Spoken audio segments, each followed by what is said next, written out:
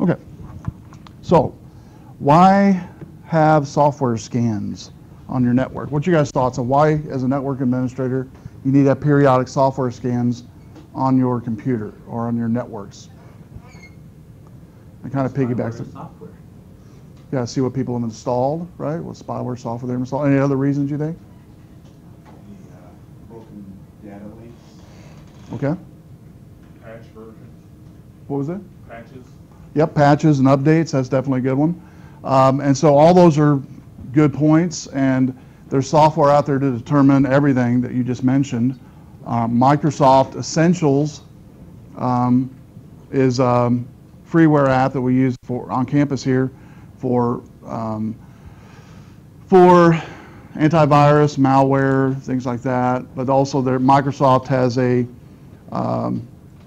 package as well that will allow you to scan the network for updates or lack of updates.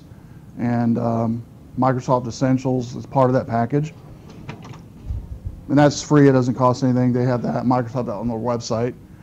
But it's only for Microsoft-related items. The other one we'll look over in just a second is GFI. GFI is a commercial product. NSS, Network Software Scanner, is an open source. Network Assets, an open source. Asset Manager, an open source. And those are just some of the ones that are out there. Now, how often should you scan is kind of up in the air. Most networking departments will do at least once a month or once a quarter, do a scan. And the only thing you have to remember is all the computers have to be logged in, as the user has to be logged in while the scan's happening to capture the software that's installed. And I'll show you an example of one in just a second I did earlier tonight. And what it does, it goes out and scans the network. It captures all the installed software of the machines that are logged in. You also have to have administrative rights for some machines to log into them to see that. And so a lot of these softwares will actually have admin username and password to put into the app before you run it. That way it lets the app in to scan that network machine. And these machines can be not just desktops and laptops, but they can also be mobile devices. They do have scanners for iPad, iPhone, Droids as well to determine what, on those machines, what type of applications are installed too. Because a lot of enterprise businesses are rolling out enterprise software using these devices today. And so they install 20 applications, and they tell the users you can't install anything else. If you want to, you can buy your own, but this is for the company to use, or they give them leeway on these are some you can install or whatever. And so they have scanning products for those as well. And the other one you can do is you can also create your own homegrown applications, software like Barracuda, hardware software based like we have here on campus. It does have built-in software scanning component that a lot of places don't use, that you can scan software running on your network and block it immediately and shut it down.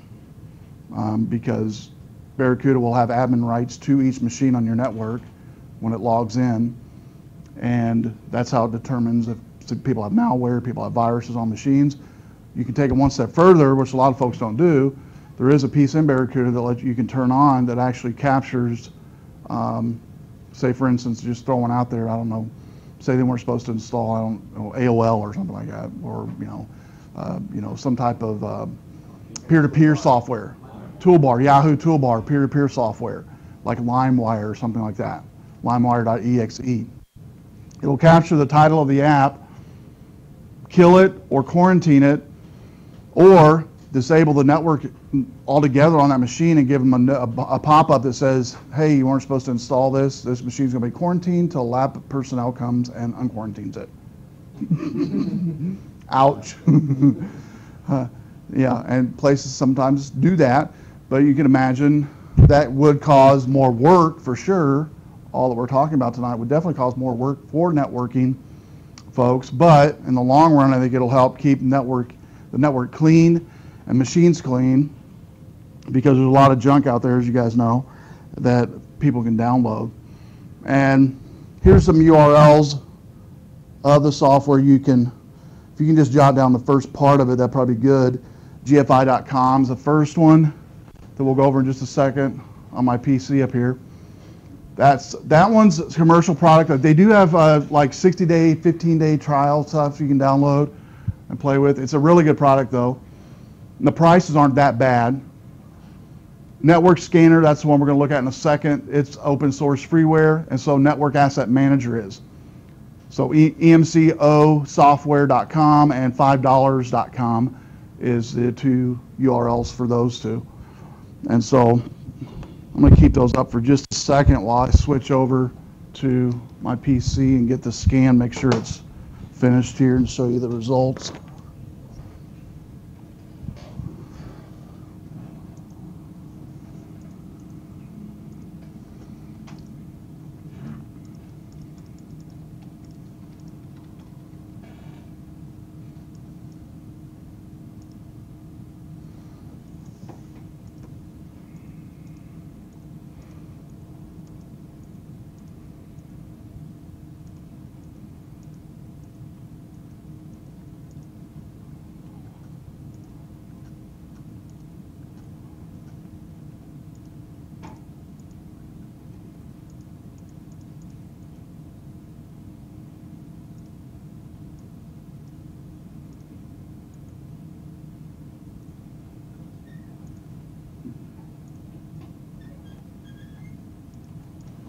Okay, we've got one finished we can look at.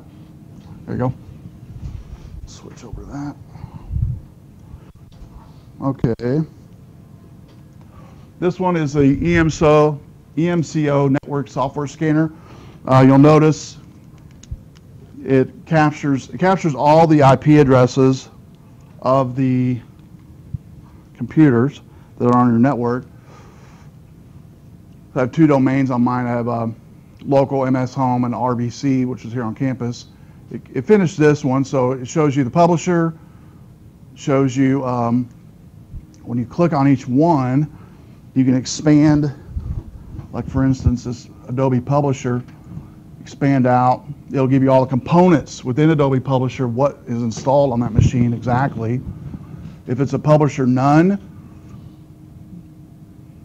that could be a red flag. All of ours are, tools that we use here for the class. But what's nice about it is it'll actually give you the PC name, when it was installed, so you can narrow it down by component of who installed it, when they installed it, on what machine. So if somebody says, well, I didn't install that. Oh, that's funny. 9:30 Monday when you logged in, it says here your name's right there. And, I don't know how, maybe I did it on accident. Yeah. So it's proof, it's a record of what they did, when they did it, and tells you that, like again, when it was installed, also tells you, or snapshot, this is a snapshot of, this is a snapshot of, oh, it's not refreshing, sorry. This is a snapshot of this column snapshot. As you can run this scan multiple times. It'll give you the latest snapshot on this column of when it was ran, the last snapshot was ran, and then the size and what version that's at. And so you can determine from this list what's installed on the computer. It also has, you'll notice, inventory snapshots column. Here it gives you the date and time you ran a snapshot on a machine. And again, you can browse it out this way as well, which might be a little easier to browse out this way. You can also sort it by column, like installed on, and determine when this was installed, like the 3 I installed tonight, or the 2 I installed tonight here. 1 I installed, EMCO, was on 10/23, and then this CompTA Network Plus was installed on 10/18. And so it's a way to go in and to manage your software that's installed on your network without hitting each machine manually. Does that make sense? Yes? What if they install it and delete it? Can you still detect it? No. No. It doesn't this one doesn't capture that. It just captures What's on it? what's installed. Now there are softwares that, like Barracuda I mentioned, that will capture it live as it's running. So if it's ever ran at any point in time, that type of software can capture it, quarantine it, and kill the app. Because I've created some homegrown apps that have done that, basically, that run on a network, log in. It scans the computer's processing. Basically, what it does is it scans the process name, or title actually, of the software, not the name, but the title, which would be this one right here. Network Asset Manager. You'll notice when I right click on Network Asset Manager in Windows Task Manager and go to Process, here's the EXE. But it's not real difficult to rename Network Asset Manager.exe to Notepad.exe. You understand? And that can bypass any scans that are scanning network executable names. So you want to have software that scans network executable titles of the apps. In order to do that, the person would have to re-engineer that application, rename the title, and publish it, which more than likely they're not going to be able to do. Okay? Very few people can do that, all right? So most people that work in your organization, unless they're in your department, probably won't be doing that. If it's in your department, that's going to be pretty easy to find. And you probably already know who did it. Stupid for not having just changed it on your computer. Exactly. But, you know, the reason I mentioned the processing thing was you would think creating apps that would, you know, capture the processing name on a computer and kill it would be enough. But the story I'll always share at this juncture is when I taught high school, I had a software that actually went out and went through the login of the computer, or ran on the login of a computer. And it took about, I don't know, 2 days for the high school kids to figure out they could rename their Ages of Empire executable to Notepad.exe, and it didn't block it. So it took them literally about 2 days to figure that out. About a week, Yeah. And so I changed the logic on the app to title, and they couldn't do that. They couldn't block that one. They couldn't figure out how to get around that one. In fact, you know, some of the kids go, wow, I can't get around that. What'd you do? I'm not going to tell you. Or I take it back. I did tell one kid, I said, I'll tell you what I did. I told him he still couldn't do anything. So you have to re-engineer the application in order for it to run.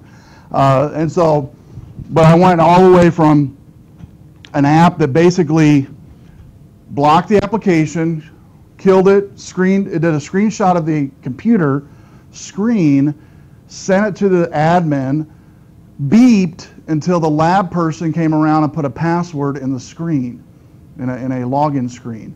That was a little obtrusive for the lab people, because if you had 4 or 5 kids, beep, you know, that annoying beep sound. And so it went from that to what I did was I just killed it after 5 seconds. I let it run for 5 seconds. I think with Age of Empires, I might have bumped it up to 10. That was long enough to get 3 or 4 guys in a game and then kill it. So I think I might have bumped it up. I think I bumped it up to 10 maybe on that one, because we had a glass, a double glass pane in the computer lab. The IT office is next to the computer lab, and so we just sit there, me and another network guy, would sit there and watch, drinking coffee in the morning, watch these kids. 1, 2, 3, 4, 5, 6, 7, 8, 9, 10. You know, kill it. And the kids look around, and after about 2 times of trying it, they just walk out, because it was supposed to be a study hour, supposed to work, you know, on their papers or something. Did you ever have anybody Ask? Well, were your BIOS boot preferences set up so that somebody could bring in an external hard drive or a live CD? Yeah, it was blocked. They couldn't do that. Yeah, we had them try that as well. But I went from the real obtrusive app, like I mentioned, to where it just killed it after so many seconds, and then I think I might have had it still email the screenshot for if we did want to nail a student, which we hardly ever did, because after 2 or 3 tries of them trying to do it, they just look around and leave and not try again, basically, just kind of give up. That was the best way to actually handle it, I thought, from just, you know, hauling them in the office and stuff. But we did have a record just in case a student maybe tried it. There was 1 or 2 that tried it every day and take up half the day. We would have to, you know, pull the records, give it to the principal. Then they'd have, you know, the student deny it every time pretty much and say, well, here's a screenshot of your monitor. Is this your username? Yes, okay. There you go. Because it gave a screenshot of what they were doing along with their username. And we did have cameras we could have used to actually see a picture of them as they walked in the room, but we didn't have to do that usually. So this is the EMCO network software scanner. Once you scan the enumeration wizard, scans a network of all the computers. Once you scan them all, then you can actually right-click on a computer and scan individually, or you can scan it by domain. The other one is Network Asset Manager. This one's not as robust. It doesn't always work, I've noticed. I've got one complete scan here. This is actually on the server here in Cisco, so I got in there somehow. But anyway, notice what it has on its computer, and this was a snapshot of 441. And it does give you install date. I don't think it's sortable though.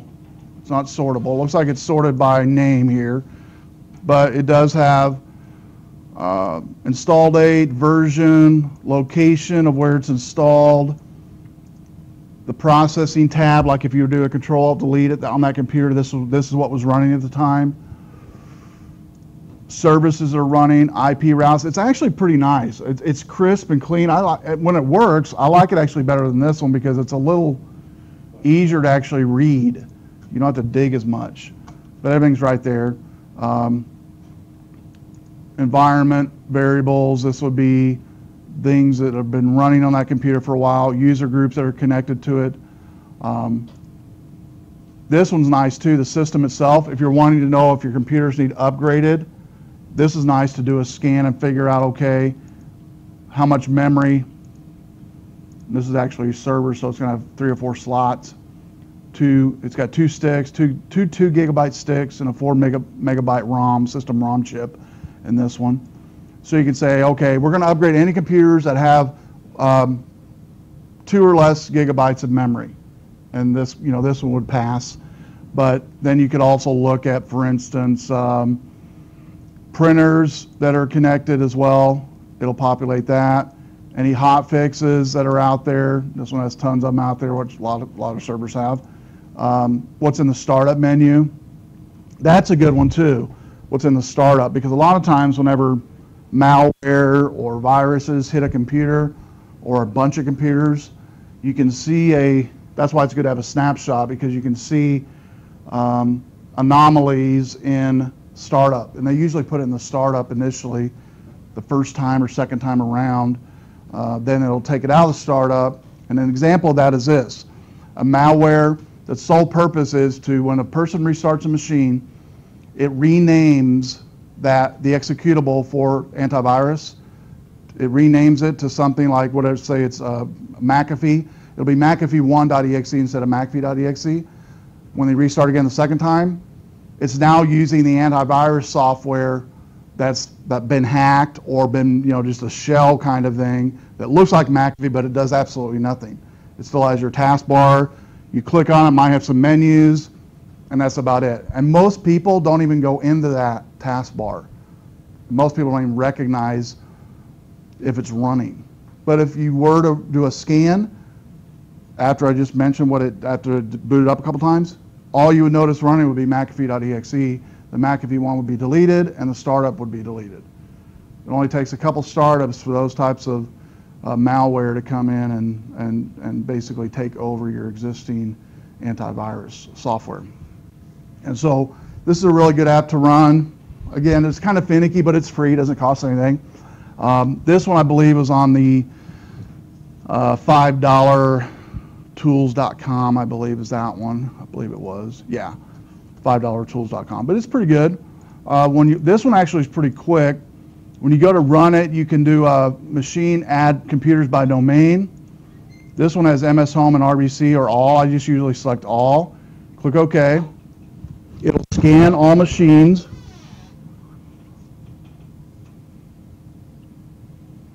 It'll find them all.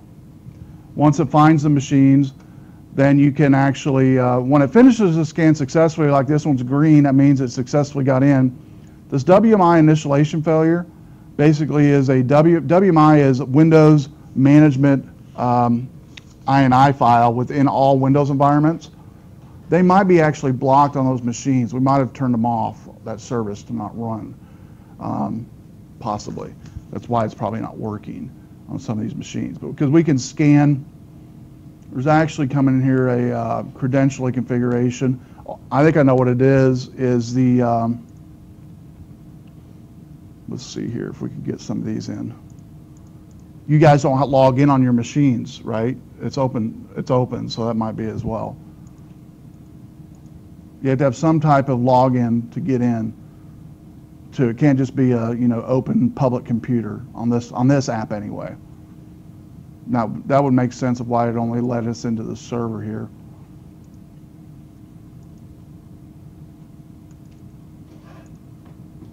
Because it's failing all. When you see this column fail, it's usually a login failure.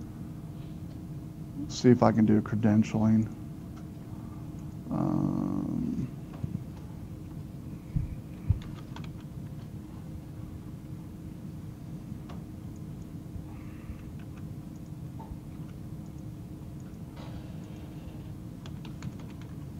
I think the last time we nulled out the password on everybody's machine when we did lab a while back. The NT reset lab, probably. Is that right? Yeah, we did that, didn't we? All right.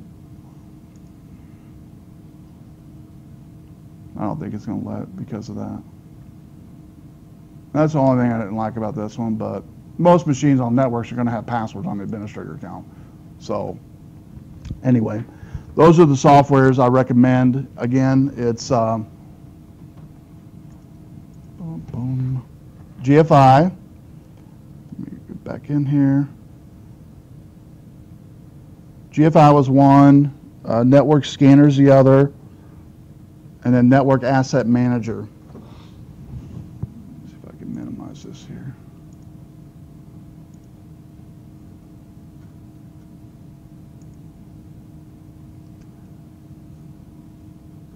And we played with this a little bit. This one here has some good ones too, Nmap. Nmap's more for open ports, but Nmap is a kind of all-encompassing networking tool that does let you scan your network and components to determine open ports that are on the network. And that's basically what this one's going to focus on here on this intense scan. And it does take a while to do this one. You just put the IP range, it's a .1 to .99. It'll take a little bit to read to see what it can grab a hold of, and then it'll begin collecting data. And then you should be able to go into these other tabs to see the details of those scans and break them down and manipulate them a little bit more. Nmap is a free software that you should definitely always have on a USB drive, on your laptop to run.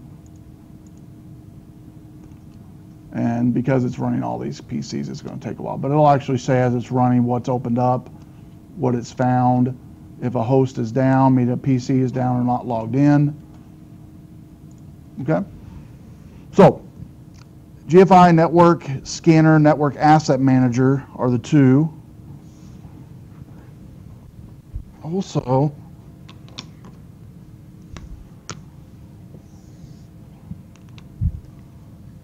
the other one I mentioned a lot in my 110 class, but is SpiceWorks. I mentioned it here as well. That's a good one as well. It does asset management, and it's free. It doesn't cost anything, and it'll give you a nice overview while that's running. I'll get this one here.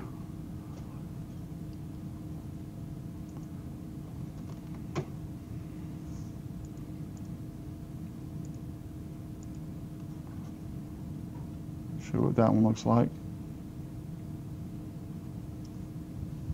I think I did a scan on the network here a couple nights ago.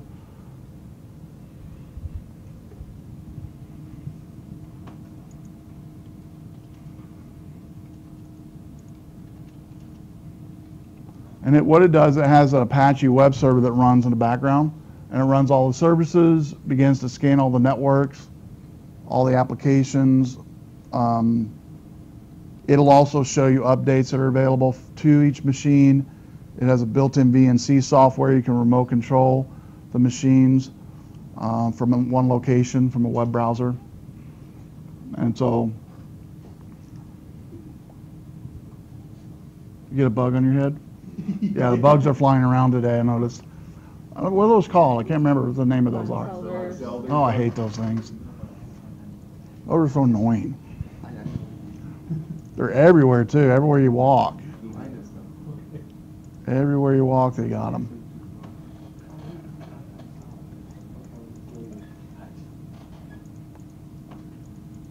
Let's do regular scan.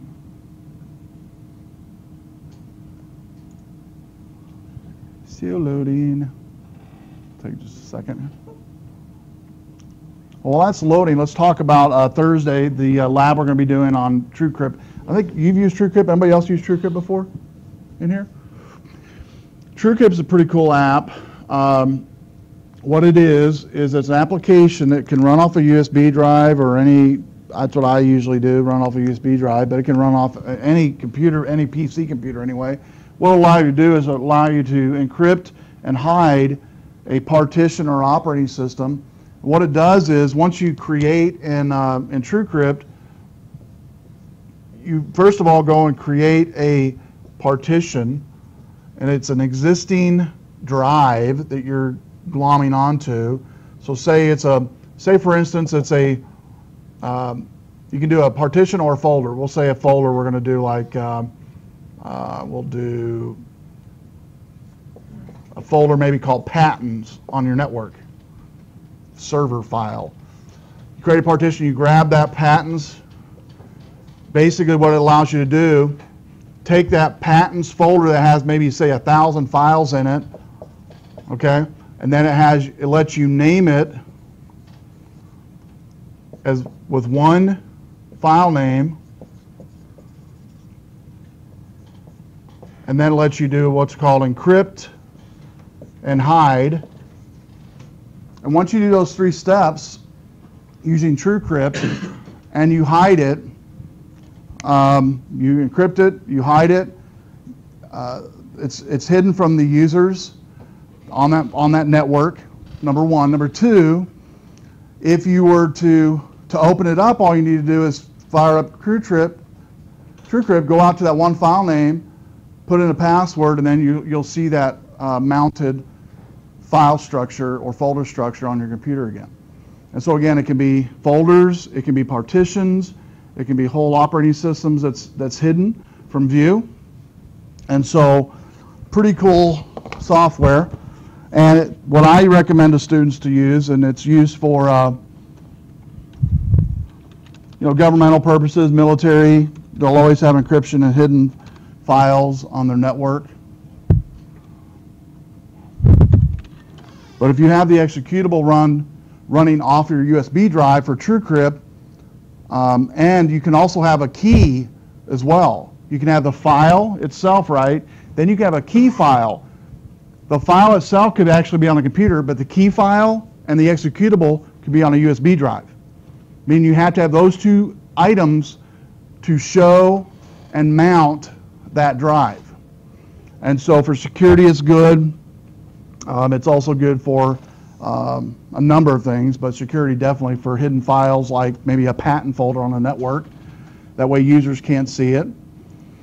Okay, here's the inventory of SpiceWorks. It's finally up here, so we'll see here what we got going here. Software. 14 unlicensed software packages on pct130 Professional Plus. You should verify these. I will get right on that. Oh, it actually gives you the key that was entered in, and it's not verified. That's pretty sweet. I like that. And that's just on inventory software. Then look at this. I love this.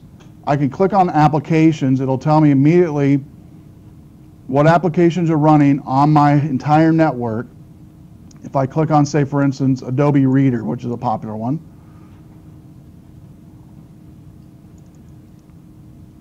And expand that out some more. It'll tell me installed on what machine. Then also I can break it down further for, say, hot fixes that are out there. There's all the hot fixes out for this machine, and I think this is pointing to that 7.1 server. Then it also will give me, for inventory purposes, going out here, I can grab onto a computer. This is a Hewlett-Packard instructor computer here. And it gives me all details about this computer. MAC address, what type of computer it is, software that's installed on the computer, any network shares, any notes, any documents. With the documents, I could browse out and add a warranty document to it. I could add the cost of this item here. So all encompassing, you can have every item that's in your system that's inventoried for asset management done with Spiceworks. Because Spiceworks will actually take the work for you, does a lot of work for you. You just have to go in and label the information like computers, peripherals, printers, projectors, switches, routers. It will scan all of that. And what's nice about it is it will name it. It'll generally grab the name, the MAC address, the IP address, a tag number. Then you just have to add in there price, warranty information. And I used this a while back in a local business. They had a Cisco router that went, and we happened to have Spiceworks on that network. All we had to do is go to the Cisco router, click on it. In the Cisco router item was a PDF file of the original purchase ticket, also the registration, warranty, who we bought it from, who signed the check, the numbers, emails, text messages were all stored in there from the user, or from the chat sessions. And so it was great. We literally were able to, within an hour, get all the information to Cisco, and we had it overnighted the next day. And the people that were helping were like, we don't usually have people get that information that quick. Well, how do you guys use? We're just using software. We're just using Spiceworks. It's totally free to use. Doesn't cost anything. And it literally doesn't take any time to add that stuff, because basically what it is as things happen to a machine or to a item, so you get repair work or you buy something or you upgrade something, it doesn't take a moment or two, a minute or two to add this stuff to the inventory. And it does help in the long run, especially if you're running a place on a skeleton crew, which a lot of folks do in networking. This software will help you with that. So with asset management, what we're talking about, and taking into account your time or the lack of time, this will help a lot. Definitely help a lot. So, okay. Well, guess what? I'm done. That's what I want to go over tonight. I wanted to go over softwares that are available to you, why they're available to you. Again, GFI. Let me launch them up on the board one more time here. We'll go over them. If you didn't get them down, go ahead and do that. GFI is one. emcosoftware.com is the other.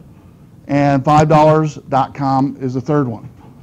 These are all great softwares. The GFI is, again, the